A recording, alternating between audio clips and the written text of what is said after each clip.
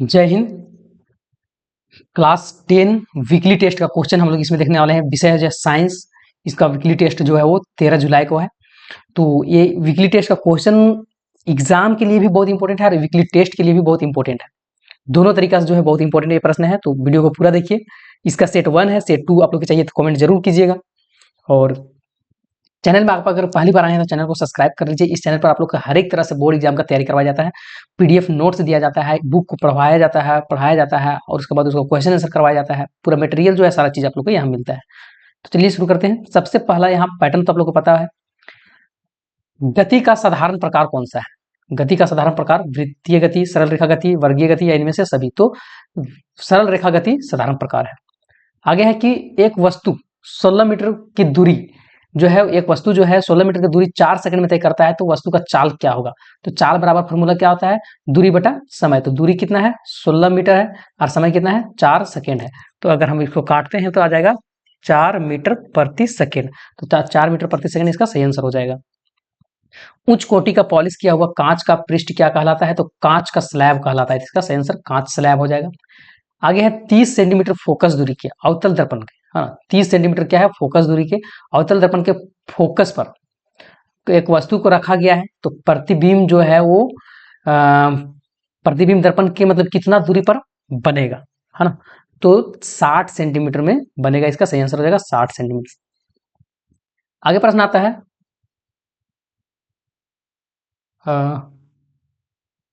कि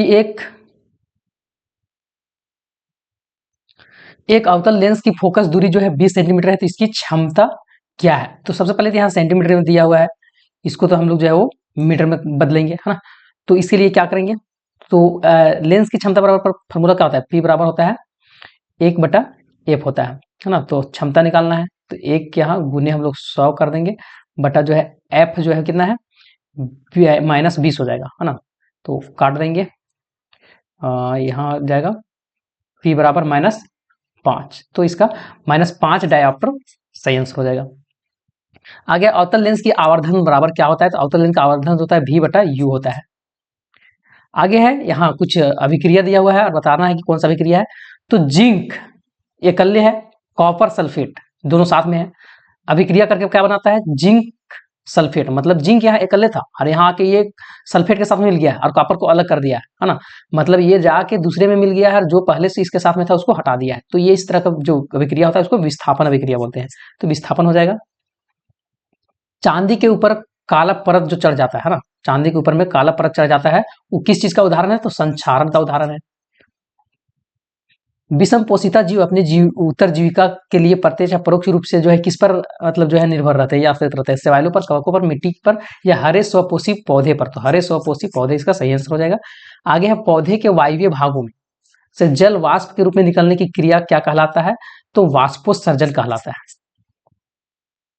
आगे है 2-2 नंबर का 2 सब्जेक्टिव प्रश्न। अवक्षेपण अभिक्रिया से आप क्या समझते हैं, है ना? तो अवक्षेपण अभिक्रिया क्या होता है? तो अवक्षेपण अभिक्रिया एक प्रकार का रासायनिक अभिक्रिया है ना? अवक्षेपण अभिक्रिया क्या है? एक प्रकार का रासायनिक अभिक्रिया है। और इसमें क्या होता है? जिसमें कि दो घुलनशील लवण के विलयन, दो घुलनशील लवण होता है, उसका विलयन को अगर हम लोग मिलाते हैं तो उसमें जो है अघुलनशील ठोस जो है वो बच जाता है, ठोस पदार्थ बनता है और वही ठोस को हम लोग जो है वो अवक्षेप कहते हैं। और इस प्रक्रिया में अवक्षेपण विलयन के तल में जो होता है वो क्या होता है? जम जाता है, जमा हो जाता है। तो उदाहरण के लिए हम लोग अगर ले लेते हैं सिल्वर नाइट्रेट, है ना? AgNO3 सिल्वर नाइट्रेट लेते हैं और सोडियम क्लोराइड ले लेंगे, तो ये दोनों का विलयन को अगर हम लोग मिलाएंगे तो सिल्वर क्लोराइड का सफेद अवक्षेपण बन जाएगा। अब उसके बाद प्रश्न आता है कि तारा टिमटिमाता है, ग्रह नहीं, ऐसा क्यों? तो तारे को टिमटिमाने के कारण यहां समझिए। तारा टिमटिमाता है जबकि ग्रह नहीं टिमटिमाता है। इसका यही कारण है कि वायुमंडलीय अशांति। वायुमंडल में जो है एक ही परत नहीं है, अलग अलग परत है। जब तारा का जो रोशनी है पृथ्वी पर आता है, वायुमंडल में से कितने मतलब तरह तरह से मतलब वायुमंडल में कितने माध्यम से गुजरना पड़ता है ना? वो होकर गुजरती है। तो वायुमंडल में अलग अलग परत में अलग अलग तापमान है और अलग अलग घनत्व भी है, तो परिवर्तन होते रहता है।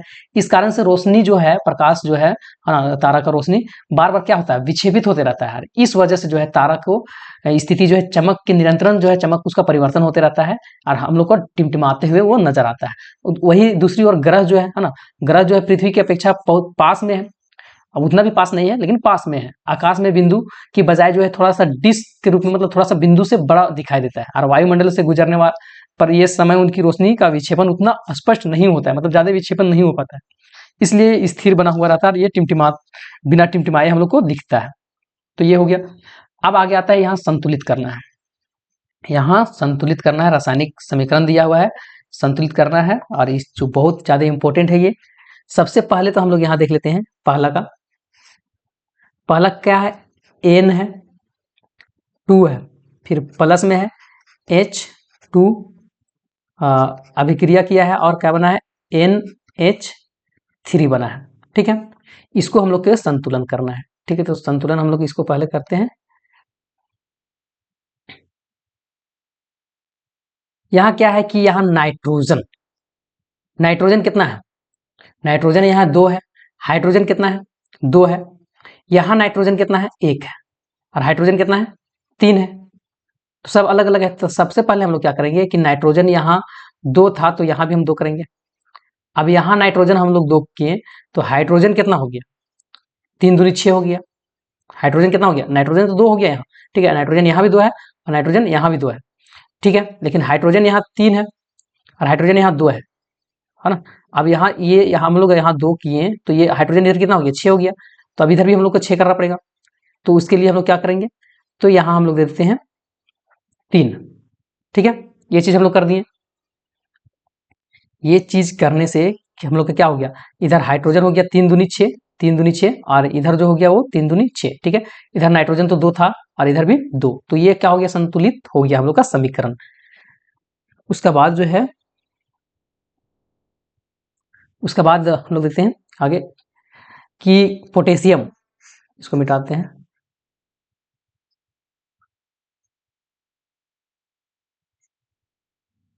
इसमें क्या किए हम लोग, तो इसमें यही चीज किए कि यहाँ नाइट्रोजन 2 था, इधर नाइट्रोजन 1 है, तो यहाँ हम 2 किए तो इधर क्या हो गया, हाइड्रोजन 6 हो गया, तो इधर भी हम लोग को 6 करना पड़ेगा, तो 3 यहाँ कर दिए। तो ये तो संतुलित हो गया है ना, ये सिंपल था, संतुलित हो गया।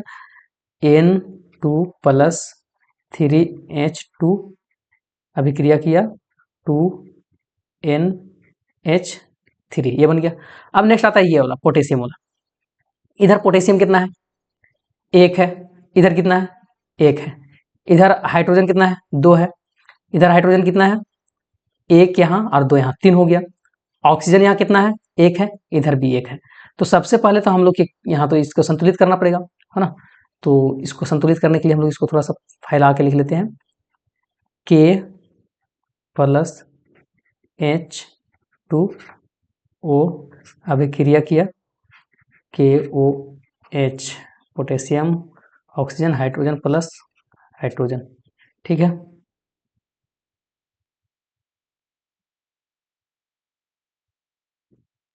अब यहाँ क्या करना है, तो इधर पोटेशियम 1 था, इधर भी पोटेशियम 1 है। ठीक है, हाइड्रोजन यहाँ कितना है, 2 है, हाइड्रोजन इधर 3 है, तो इसको हम लोग पहले तो सही करते हैं। हाइड्रोजन को हम लोग यहाँ बढ़ाते हैं, हम हाइड्रोजन को यहाँ बढ़ाते हैं। ठीक है, अब हाइड्रोजन इधर कितना हो गया, 4 हो गया, अब इधर हाइड्रोजन कितना हो गया, 3 हो गया, तब इधर भी बढ़ाना पड़ेगा है ना, इधर भी बढ़ाना पड़ेगा। अब क्या कर सकते हैं, इधर ऑक्सीजन क्या है, यहाँ ऑक्सीजन जो है वो 1 है, अब ऑक्सीजन इधर कितना हो गया, ऑक्सीजन इधर 2 हो गया है ना, ऑक्सीजन यहाँ कितना हो गया, 2 हो गया, और ऑक्सीजन इधर 1 हो गया। तो हम इसमें ऑक्सीजन को भी बढ़ाएंगे, तो यहाँ हम लोग 2 लगा दिए। ठीक है, तो अब इधर पोटेशियम 2 हो गया, ये फिर गड़बड़ा गया, तो पोटेशियम इधर 2 हो गया, तो पोटेशियम को इधर भी हम लोग 2 करते हैं, 2 पोटेशियम हो गया इधर, 2 पोटेशियम यहाँ हो गया। ठीक है, उसके बाद ऑक्सीजन यहाँ 2 हो गया, ऑक्सीजन यहाँ 2 हो गया है ना, ये ऑक्सीजन यहाँ, हाइड्रोजन इधर 4 हो गया, अब इधर हाइड्रोजन कितना हो गया, तो 2 यहाँ से है ना, 2 हाइड्रोजन और प्लस 2 यहाँ 4, तो ये भी क्या हो गया, पूरी तरह से संतुलित हो गया है ना। फिर से एक बार समझिएगा कि इसमें हम लोग किए का, तो इसमें यही चीज किए हैं, फिर से इसको संतुलित कर दे रहे हैं।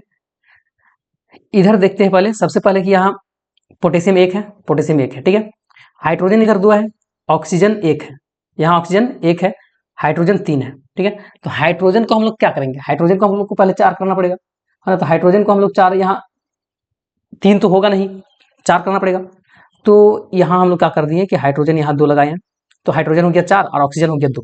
गड़बड़ा गया, तो ऑक्सीजन हमको यहाँ भी 2 करना पड़ेगा, तो यहाँ लगाएं तो 2 ऑक्सीजन हो गया, ठीक है। अब पोटेशियम 2 हो गया, तो पोटेशियम को फिर हम लोग यहाँ लगाएंगे, तो पोटेशियम यहाँ भी 2 हो गया, पोटेशियम यहाँ भी 2 हो गया। अब हाइड्रोजन यहाँ कितना हो गया, 2 दूनी 4 हो गया। अब इधर हाइड्रोजन कितना हो गया, तो 2 और इधर 2, है ना। और ऑक्सीजन यहाँ कितना हो गया, 2, इधर भी 2, तो ये संतुलित हुआ। उसका बाद हम लोग यहाँ देखते हैं इसको, तीसरा नंबर का पीबी, लेड जो है इधर 1 है, इधर पीबी कितना है, 1 है, ठीक है। यहाँ इधर नाइट्रोजन कितना है, नाइट्रोजन इधर 1 है यहाँ, और ये 2 नाइट्रोजन इधर हो गया, ठीक है। ऑक्सीजन यहाँ 3 है। मतलब इसमें हम लोग सबसे पहले तो यहाँ देखते हैं कि लेड जो है यहाँ कितना है, लेड यहाँ जो है आप लोग को पहले लिख लेते हैं, पीबी NO3 टू अभिक्रिया किया, PbO plus NO2 plus O2, ये है, इसको संतुलित करना है। तो इधर लेड जो है वो 1 है, इधर भी 1 है, कोई दिक्कत नहीं। उसका बाद यहाँ आ जाता है कि इधर नाइट्रोजन, नाइट्रोजन इधर 2 हो गया, ठीक है। इधर नाइट्रोजन 2 हो गया, यहाँ नाइट्रोजन हो गया और यहाँ ये 2, ठीक है। उसका बाद इधर नाइट्रोजन हम लोग देखते हैं कितना है नाइट्रोजन, तो नाइट्रोजन यहाँ 1 है, नाइट्रोजन यहाँ कितना है, 1 है। उसका बाद ऑक्सीजन यहाँ देखते हैं, तो ऑक्सीजन कितना है, तो 3 दूनी 6 है ना, ये दोनों गुना करेंगे, 3 दूनी 6 इधर ऑक्सीजन, 2 4 1 5 है। तो ऑक्सीजन को हम लोग को पहले सबसे पहले चेंज करना पड़ेगा, है ना। तो ऑक्सीजन को हम लोग यहाँ बढ़ाने के लिए यहाँ 2 लगाते हैं, ठीक है। यहाँ 2 लगा दिए हम लोग। ऑक्सीजन को हम लोग को पहले देखना है ना, तो ऑक्सीजन यहाँ कितना हो गया, 2 यहाँ, ठीक है। अब यहाँ 2 4 फिर 6, अब इधर ऑक्सीजन 6, ठीक है। लेकिन यहाँ गड़बड़ क्या हो गया, गड़बड़ ये हो गया कि इधर पीबी जो है ना, लेड जो है वो 2 हो गया, लेकिन इधर लेड 1 ही है, तो फिर हमको यहाँ 2 लगाना पड़ेगा, 2 लगा दिए। अब लेड इधर कितना हो गया, 2 हो गया, इधर भी लेड 2 हो गया, लेकिन ये 2 हुआ तो यहाँ फिर गड़बड़ा दिया। गड़बड़ा क्या कर दिया कि यहाँ नाइट्रोजन को ये कर दिया कितना, 2 कर दिया, है ना। नाइट्रोजन को ये क्या कर दिया, 2 कर दिया। और उस तरह से ऑक्सीजन को कितना कर दिया, तो 3 दूनी 6 और 6 दूनी 12 कर दिया। ऑक्सीजन को ये 12 कर दिया। अब 12 कर दिया तो हम लोग को इधर ऑक्सीजन कितना चाहिए, यहाँ 2 है, यहाँ 2 है और यहाँ 2 है, 6 हो गया, है ना। तो अब हम लोग का 12 चाहिए ऑक्सीजन भी, तो उसके लिए हम लोग क्या करेंगे, तो यहाँ 4 से गुना कर देंगे, ठीक है। 4 से, तो इधर ऑक्सीजन हो गया 4 दूनी 8 और 2 10 और 2 यहाँ 12, तो यहाँ 12 ऑक्सीजन हो गया। अब पीबी जो था इधर 2 इधर 2, ठीक है। ऑक्सीजन 12 दोनों साइड हो गया, यहाँ 3 दूनी 6 और 6 दूनी 12, ठीक है। उसके बाद यहाँ जो है वो इधर पीबी 2 2, ठीक है। नाइट्रोजन इधर कितना हो गया, तो नाइट्रोजन हो गया इधर 2, यहाँ नाइट्रोजन 2 और इधर 2, 2 दूनी 4 हो गया। अब नाइट्रोजन यहाँ भी कितना हो गया, 4 हो गया, तो ये पूरी संतुलित हो चुका है। तो इस तरह से संतुलित करना है। अब आगे प्रश्न आता है कि अवतल दर्पण के 3 प्रमुख उपयोग लिखिए। अवतल दर्पण का 3 प्रयोग लिखना है, क्या क्या में हम लोग जो है अवतल दर्पण का प्रयोग करते हैं। तो सबसे पहला तो परावर्तक टेलीस्कोप के रूप में, मतलब जो है माइक्रोस्कोप के रूप में हम लोग जो है दूरबीन के रूप में जिसको बोलते हैं, तो अवतल दर्पण का उपयोग परावर्तक टेलीस्कोप में होता है, जो दूर खगोलीय पिंड को देखने के लिए हम लोग इसको प्रयोग करते हैं, है ना। और ये क्या करता है, ये दर्पण दूर के पिंडों को, रोशनी को एकत्रित करके बिंदु पर केंद्रित कर देता है, जिससे पिंड जो है स्पष्ट रूप से हम लोग को दिखाई देता है। और भी क्या इसका उपयोग है, तो वाहन के हेडलाइट में इसका प्रयोग करते हैं। वाहन के हेडलाइट में अवतल दर्पण का उपयोग किया जाता है। हेडलाइट से बल्ब, है ना, हेडलाइट के बल्ब में निकलने वाली रोशनी को यह क्या करता है, दर्पण आगे की एक समान रूप में फैला देता है, जिससे सड़क पर कोई भी चीज है स्पष्ट रूप से हम लोग उसको देख सकते हैं। उसी प्रकार जो है अवतल दर्पण का दांत, जो लोग डॉक्टर होता है, दांत का डॉक्टर, वो लोग इसको सौंदर्य हम लोग चेहरा देखने के लिए इसको प्रयोग करते हैं। अवतल दर्पण का उपयोग दंत चिकित्सा और सौंदर्य प्रसाधनों के लिए भी किया जाता है। दंत चिकित्सा मतलब जो डॉक्टर होता है उसको दांत को अच्छी तरह से मुंह के अंदर घुसा के स्पष्ट रूप से कोई भी चीजों को देख सके, इसलिए इसका प्रयोग करता है। और इसी प्रकार सौंदर्य के लिए हम लोग चेहरों के छोटे से हिस्से में बड़ा स्पष्ट रूप देखने के लिए इसका प्रयोग करते हैं।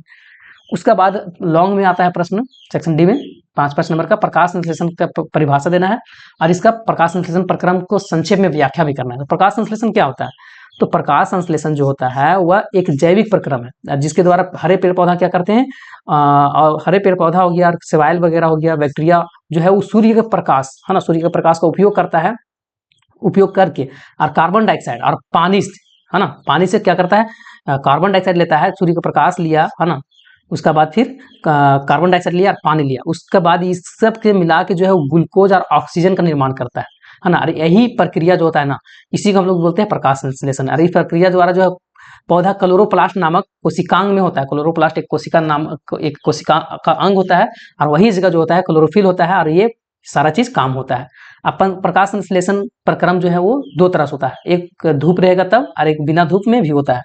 तो धूप रहेगा, प्रकाशीय अभिक्रिया क्या होता है, तो ये अभिक्रियाएं प्रकाश संश्लेषण के थाइलाक्साइड झिल्लियां में होता है। सूर्य के प्रकाश क्लोरोफिल द्वारा अवशोषित कर लिया जाता है। सूर्य प्रकाश जो है क्लोरोफिल उसको सूर्य प्रकाश को खींच लेता है और उसके बाद क्या करता है, तो इस ऊर्जा का उपयोग जो है वो जल हो गया और अणु को अपघटन करने के लिए प्रयोग करता है, और जिससे कि वो क्या बनाता है, फिर पेड़ पौधा ऑक्सीजन बनाता है और उच्च गुण वाला उच्च ऊर्जा बनाता है, जैसे कि एटीपी के रूप में बनाता है, जिसको हम लोग एडेनोसिन ट्राइफॉस्फेट बोलते हैं, जो कि, और उसका बाद NADPH, ये चीज का जो है वो निर्माण करता है। अब इस प्रक्रिया जो होता है प्रकाश संश्लेषण, प्रकाश पर निर्भर अभिक्रिया भी कहा जाता है। मतलब ये जो है प्रकाश जब रहेगा, सूर्य का धूप रहेगा, तभी ये अभिक्रिया हो पाएगा। उसका बाद एक होता है कि अंधकार, जब प्रकाश नहीं रहेगा उसका उस समय भी ये अभिक्रिया होता है। तो ये अभिक्रिया क्लोरोप्लास्ट की स्ट्रोमा में होता है, और इस चरण में क्या होता है, एटीपी और NADPH का उपयोग करके जो है कार्बन डाइऑक्साइड को ग्लूकोज में परिवर्तन किया जाता है। और यह प्रक्रिया जो है प्रकाश अनुपस्थित रहता है, मतलब उस समय धूप नहीं रहता है ना, और इसलिए इसको अंधकार अभिक्रिया भी कहते हैं, हालांकि यह दिन में ही होता है। तो ये इस तरह से दो था। अब नेक्स्ट प्रश्न आता है कि 5 सेंटीमीटर, है ना, यहाँ 5 सेंटीमीटर, 5 सेंटीमीटर लंबा, है ना, कोई बीम 10 सेंटीमीटर फोकस दूरी के किसी अभिसारी लेंस से 25 सेंटीमीटर दूर पर रखा गया है। प्रतिबिंब की स्थिति, प्रकृति और साइज, इतना चीज पूछा है। तो सबसे पहले तो यहाँ बात क्या बोला गया है कि किस तरह के, तो अभिसारी लेंस है ना, अभिसारी लेंस है, मतलब ये इस तरह का लेंस है ना, उत्तल लेंस, तो अभिसारी लेंस है। अब ये क्या हुआ कि यहाँ जो है वो जो लंबा है 5 सेंटीमीटर लंबा बीम को, है ना, 5 सेंटीमीटर लंबा कोई बीम को 10 सेंटीमीटर फोकस दूरी उसको कितना है, 10 सेंटीमीटर है, 10 सेंटीमीटर फोकस दूरी कि किसी अभिसारी लेंस से जो है वो 25 सेंटीमीटर दूर में, मतलब देखिए यहाँ 25 सेंटीमीटर दूर में रखा गया है। इसका फोकस दूरी कितना है, 10 सेंटीमीटर, और ये कितना दूरी में रखा गया है, 25 सेंटीमीटर में। अब प्रतिबिंब का स्थिति और प्रकृति, साइज, ये सारा चीज पूछा है। तो बीम का दूरी कितना है, यू, बीम का दूरी यू बोलते हैं, -25 हो जाएगा, क्योंकि ये यहाँ से पीछे इधर आ रहा है ना, इस ओर आ रहा है, तो इधर क्या होता है, माइनस में होता है, तो -25 सेंटीमीटर हो गया बीम का दूरी। अब फोकस दूरी तो दिया हुआ है 10 सेंटीमीटर, उसका बाद प्रतिबिंब की दूरी पता नहीं है, निकालने बोला है। उसके बाद बीम का साइज जो है वो दिया हुआ है, एच जो है 5 सेंटीमीटर दिया हुआ है। उसी तरह से प्रतिबिंब का साइज नहीं पता है, ये भी निकालना है ना। तो अब हम लोग यहाँ देखेंगे लेंस सूत्र लगाएंगे। तो लेंस सूत्र क्या होता है, 1/v माइनस 1/u बराबर 1/f, ये होता है 1/v, है ना, माइनस 1/u। तो u हम लोग का पता था -25, तो -25 यहाँ बैठा दिया गया है, बराबर 1/f, तो f हम लोग का पता था 10, तो यहाँ 10 बैठा दिया गया है। उसी तरह से 1/v का 1/v ही रहने दिया गया इधर। अब क्या हुआ कि ये माइनस में था, है ना, ये गुना हो प्लस हो गया, उधर जाके फिर माइनस में हो गया, तो ये चीज को हम लोग पलट के इधर ले आए, तो 1/25 हो गया इधर माइनस में। अब इसको हम लोग भिन्न के जोड़ किए, भिन्न के घटाओ, सॉरी, है ना, 10 और 25 का एलसीएम हो गया 50, ठीक है। अब 10 के पहाड़ हम 50 5 बार में, अब 5 का 5 हो गया, 25 के पहाड़ हम 50 2 बार में, अब 2 का 2 हो गया। अब घटा दिए, 5 में से 2 गया तो 3/50 हो गया। अब भी बराबर क्या आ गया, 50 हम लोग इसको बदलेंगे, है ना। अब इधर यहाँ एक स्टेप और बढ़ेगा, इसको बदलने पर जो है वो 50/3 आ गया, या फिर तो इसको हम लोग पूर्णांक में लिखेंगे, 16 पूर्णांक 2/3 हो जाएगा। अब प्लस में आया है ना, तो भी क्या में आया, प्लस में, तो भी चिन्ह जब भी प्लस में आएगा तो ये दर्शाता है कि प्रतिबिंब लेंस की दाईं ओर बनेगा, है ना, लेंस की किधर, दायां तरफ, इधर बनेगा। और कहाँ बनेगा, F2 और C2 के बीच में, मतलब इधर कहीं इस तरफ में बनेगा। तो ये तो भी निकल गया। उसके बाद फिर बोला है कि प्रतिबिंब का स्थिति तो हो गया, है ना, प्रकृति और साइज बोला है, तो हम लोग आवर्धन निकालेंगे। तो m बराबर क्या होता है, h' होता है, बराबर में v/u, ये होता है। अब h' नहीं पता है ना, तो h पता है, हाइट पता है बीम का 5 सेंटीमीटर, तो ये लिख दिए, बराबर इधर v जो था वो कितना आया था, तो v आया था 50/3 लिख दिए, और u कितना है, -25 है, तो -25 यहाँ लिखा हुआ है। अब h' हम लोग का निकालना है, है ना। तो 50 इधर हो गया, 50 गुने 5, ये इधर 5 गुना में था, सॉरी भागा में था, उधर गया तो गुना में आ गया। अब यहाँ 3 गुने -25 है। अब इसको हम लोग अगर काटेंगे तो 25 दूनी 5 25 है ना। अब 10 बचे 50, अब इसे 5 5 कट गया है ना, इधर 10, तो -10/3 है। अब -10/3 को अगर हम भागा देते हैं तो फिर आ जाएगा -3.3333, इस तरह से आते जाएगा। तो इतना हम लोग का माइनस में आया। अब एच अगर माइनस में है, एच डैश अगर माइनस में है, तो ये दर्शाता है प्रतिबिंब कैसा बनेगा, उल्टा बनेगा और वस्तु से छोटा बनेगा और वास्तविक बनेगा। तो ये आप लोग का जो है वो विज्ञान का पहला सेट खत्म हुआ। अब अगर दूसरा सेट चाहिए तो जरूर आप कमेंट कीजिए, आप लोग के लिए बहुत मेहनत करके जो है क्वेश्चन तैयार किया जाता है, टाइप किया जाता है क्वेश्चन। और भी यूट्यूबर के जैसा हम जो है वो कोई कुंजिका या फिर तो कोई गाइड से हम फोटो जो है खींच के और उसको पीडीएफ बना के उस तरह से नहीं करते हैं, आप लोग के लिए टाइप करते हैं एक क्वेश्चन खोज खोज के। तो चलिए फिर मिलते हैं नेक्स्ट वीडियो में, तब तक के लिए जय हिंद जय भारत।